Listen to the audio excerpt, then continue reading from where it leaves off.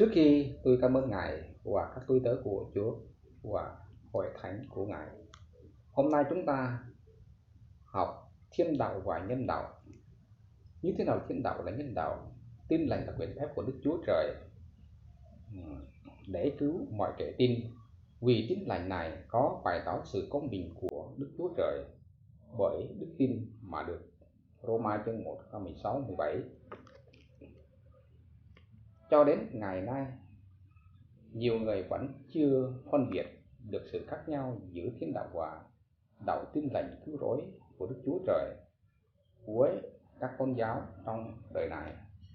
Do đó, có không ít người nhận định rằng đạo tin lành cũng giống như các tôn giáo khác, cũng tin để làm lành lánh dữ, và có người còn nhận định là cách phiến dịch và sai lạc hơn khi cho rằng tin lành là đạo của Mỹ.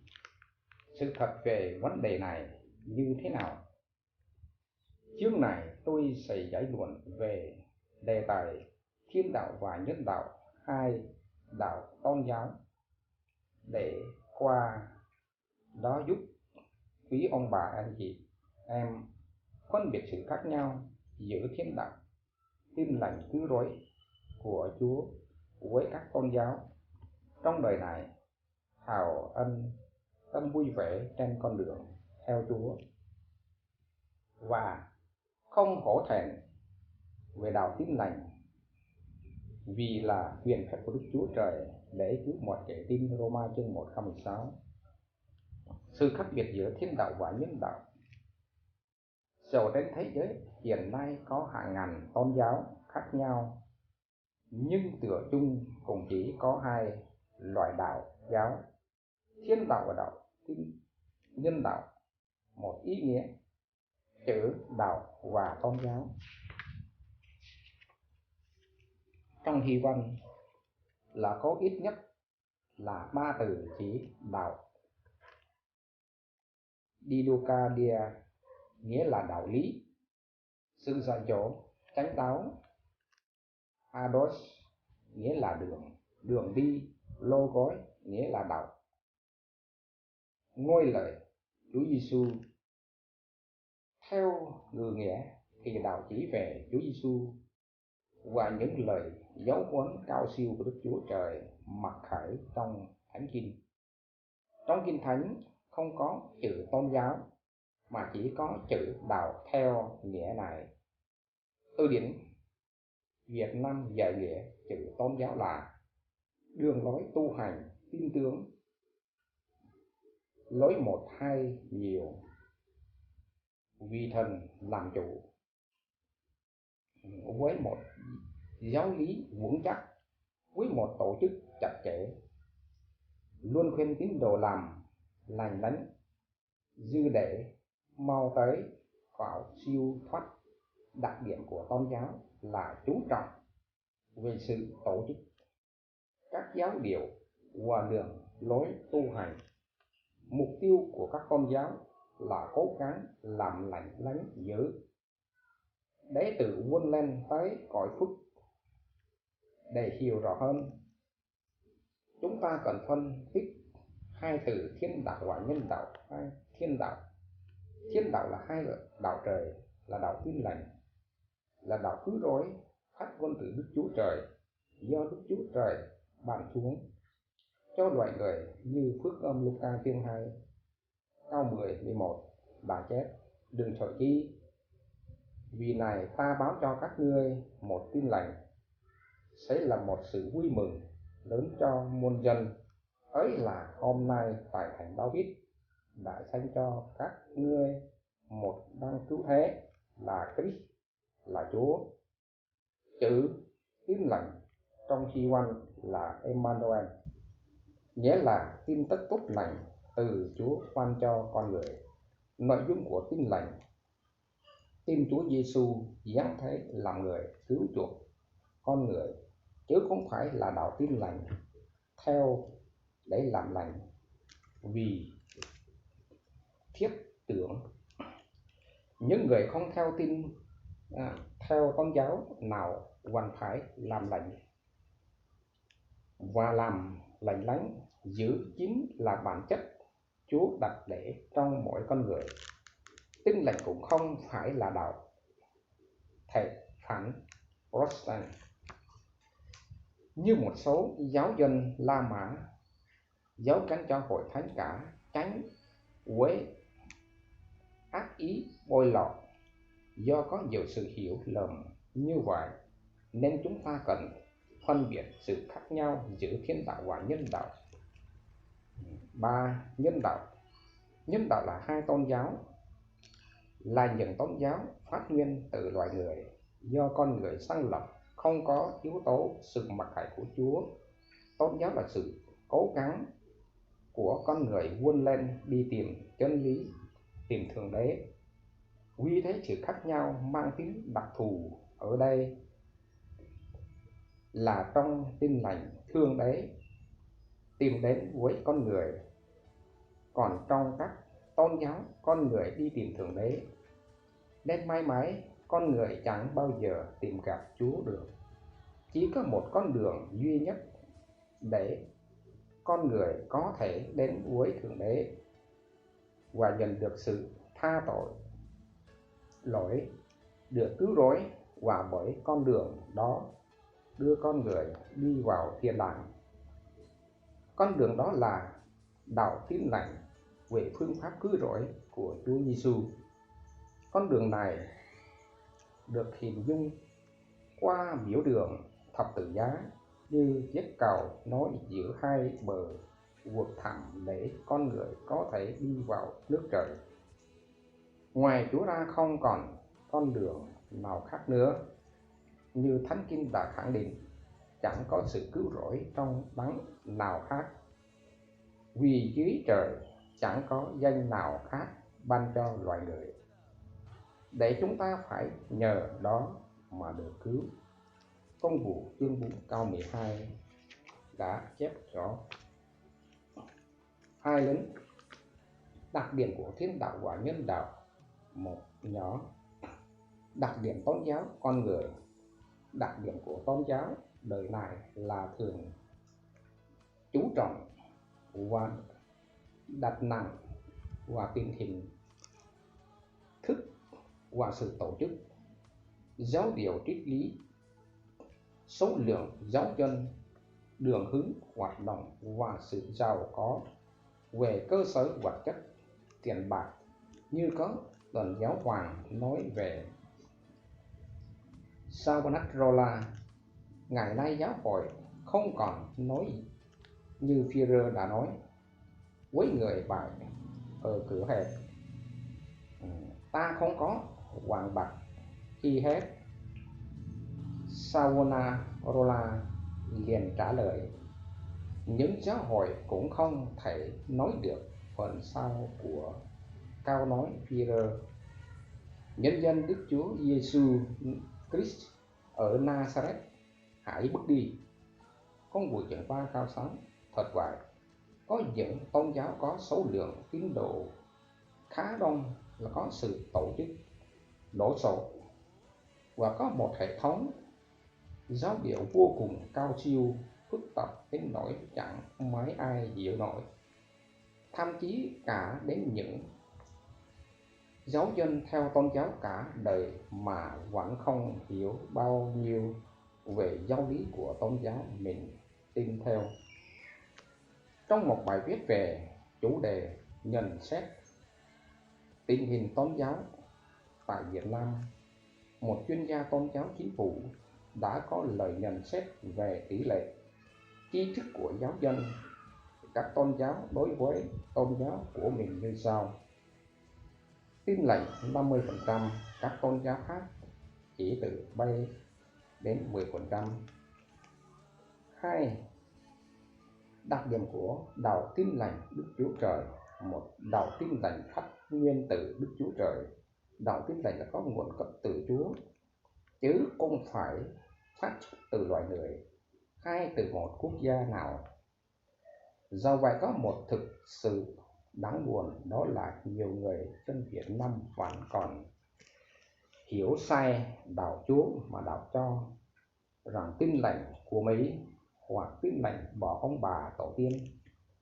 Đã một thế kỷ rồi mà Hội Thánh vẫn còn mang tiếng về những dư luận xấu đó, và nó đã trở thành một xúc xẩn khiến người Việt Nam không thể đến với Chúa được. Sự thật về vấn đề này như thế nào? Có phải đạo Tin Lành là đạo của Mỹ không?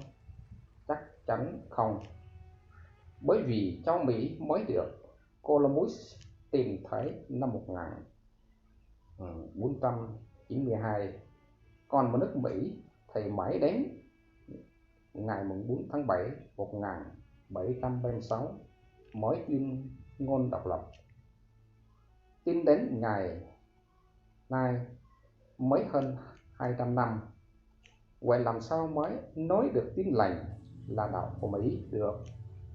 Điều đó chẳng qua là do thành kiến hoặc cố tình hiểu sai để bội lỗi đạo Chúa.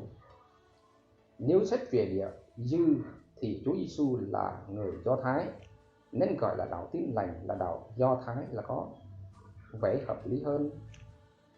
Nhưng thực chất đạo Tin Lành chẳng thuộc về nước nào trong thế gian này, mà Tin Lành là quyền phép Đức Chúa Trời để cứu mọi kẻ tin. Trước là người Juda, sau là người Gret. Nhưng dẫn thế nào thì dư luận trên cùng cay tắc hại không ít trong nhiều người Việt Nam chưa tiếp xúc với Tin Lành. Bổn phận của con người và con cái Chúa là làm thế nào đánh tan dư luận ác hại trên đây, hao giúp người ta nhận thức đúng đắn về Chúa và tin thờ Chúa. Nếu không, nhiều người sẽ xa lánh đạo Chúa. Tin Lành là quyền phép của Đức Chúa Trời cứu mọi kẻ tin. Ngoài yếu tố Tin Lành có nguồn gốc từ trời ra thì Tin Lành còn là đạo của quyền phép Đức Chúa Trời để cứu mọi kẻ tin. Đây là đặc điểm độc đáo của đạo Tin Lành Đức Chúa Trời. Đạo Chúa không chỉ biến cải những người bình thường mà còn biến cải cả những con người dân ác xấu xa nhất, những con người mà đời sống đã trở nên thân tành ma dại, bị xã hội loại bỏ. Chúa vẫn có quyền năng biến cải trở nên tốt được. Từ trong Kinh Thánh đến lịch sử hội thánh và ngay cả trong bất cứ hội thánh Tin Lành nào vẫn không thiếu những con người đã chiêm nghiệm được quyền năng biến cải của Chúa như thế. Tin Lành chính là đạo mặc khải của Đức Chúa Trời, nên mới có quyền năng biến cải và đổi mới đời sống con người tội lỗi như vậy. Một đặc điểm nổi bật khác của đạo Chúa là sự nổi mới đời sống. Những người tin Chúa chiêm nghiệm này chỉ có những người thật lòng tin theo Chúa Giêsu mới nhận được. 3. Giá trị của thiên đạo và nhân đạo. 1. Đạo Tin Lành. Tin Lành thờ phượng Đức Chúa Trời hàng sống. Chữ hàng sống có nghĩa Đức Chúa Trời là đáng tự có và hàng còn. Ngài là đáng sống và hành động. Ngài có cá tánh, có vị phẩm và có thuộc tánh. Ngài là đấng chân thần duy nhất, có quyền ban phước và giáng phạt, thưởng phạt công minh. Ngài cũng là Đức Chúa Trời của tình yêu. Không một thần linh hoặc giáo chủ nào giống như Chúa và có thể sánh với Chúa.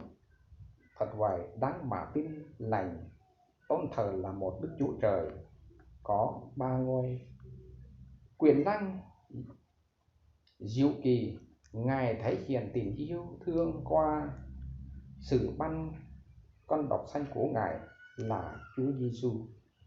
Nên giá trị cái tiết của thiên đạo là tin lành thờ một Chúa cứu thế quyền năng. Các giáo chủ tôn giáo đời này thường đưa ra những giáo điều cao siêu, những lời khuyến thiện hay ho, và họ hết lòng cô bỏ chúng sinh làm theo để tự giải thoát. Nhưng rất tiếc là con người đã phạm tội nên bất lực trong việc lành lánh, dự nên cách buộc. Các giáo chủ ấy đã trở nên như những tấm bằng chỉ đường. Chúa Giêsu thì khác. Ngài không chỉ giảng dạy bằng lời nói mà còn bằng hành động hy sinh xin mạng. Ngài làm giá chuộc mọi người, và Ngài còn đích thân dẫn đường những người tin thờ Ngài đi đến nơi ở phước lành đời đời trên trời. Đây là việc các giáo chủ đời này là thất năng làm được. Đạo tin lành còn là đạo quyền năng. Nếu nói về thực chứng quyền năng của đạo Chúa thì có vô số việc lớn lao kỳ diệu mà Chúa đã làm ra trong lúc Ngài đi giảng đạo.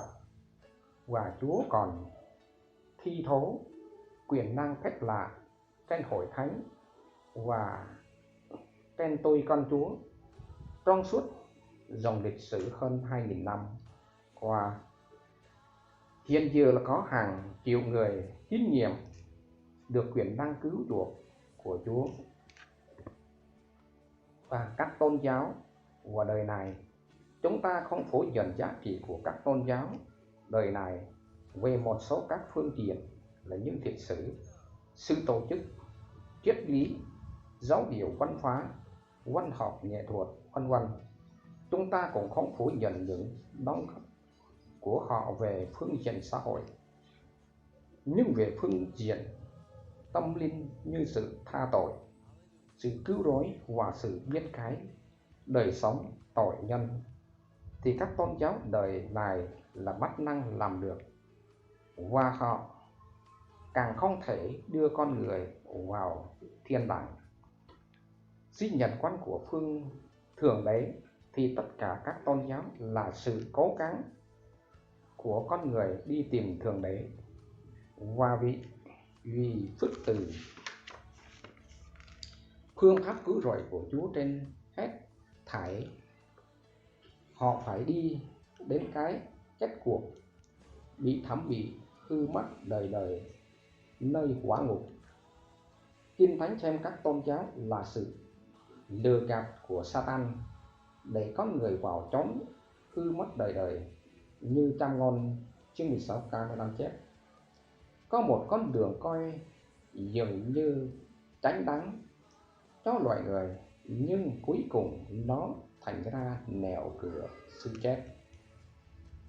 Thật đáng thương thay cho nhân loại đang lầm lạc trong đường tội lỗi, chưa biết đâu là con đường cứu rỗi. Thực trạng nhân loại trong thế gian này đúng y như câu thực trạng nói của Antinous Friend. Thế gian là gì? Thế gian là một cái phòng tối. Những người thông thái thì đi xung quanh để rờ tìm cái cửa, còn những kẻ ngu dốt thì bị giòn đóng ở chính giữa. Vậy những ai đã được soi sáng để nhận biết Chúa, hãy giữ đức tin cho đến cuối cùng cho được sự cứu rỗi. Tôi xin cảm ơn quý vị, Chúa phối hộ của các quý vị đã nghe bản tin. Amen.